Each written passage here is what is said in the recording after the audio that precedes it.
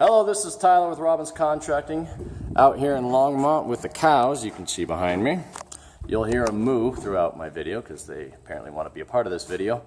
But I'm here in a job site in Longmont and I'm going to show you some framing secrets. Don't tell nobody. So the first secret I'm going to tell you about is how you can do a neat archway and a balcony and build it pretty simply. So anyways, this line right here is the balcony line of the second floor. You can see we're looking out over the great room here in the back of the house. Rather than try to cut this arch on the ground and cut all these floor joists to the right length when you put it up, our framers put them up and ran them long. They called running it wild. So you run the floor joist wild, knowing that you're going to cut them off later. Then you come up, put this plywood up this subfloor, and you also run that long. And then you come back, trace out this arch pattern, cut away the floor joist, and then cut away, or I should say cut away the subfloor first, and then cut away the floor joist. And you have a real accurate arch and a simple way of getting it in place.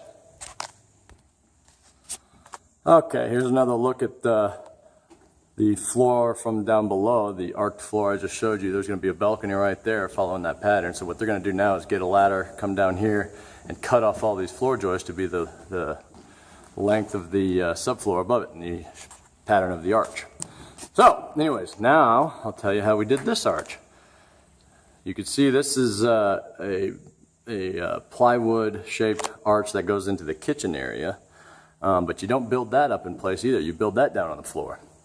Everything we do, we try to find more efficient ways of doing it and make it faster and easier to accomplish. So we cut out both of these pieces of plywood on the ground. You trace out the arch, you cut these out, then you put these little blocks in between, nail it all together on the ground, then hoist it up, put it in place as one big unit, not as a bunch of little pieces. It makes it a lot easier.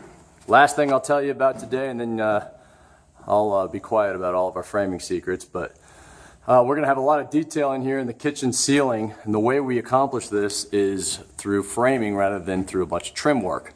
So these, you can see these, let's see if I can point at it. Yeah, these beams right here are all going to be wrapped in drywall. We're going to paint it, make it look like wood when it's done, and then we're going to put beadboard up in each one of these little boxes right here and wrap this all with crown molding.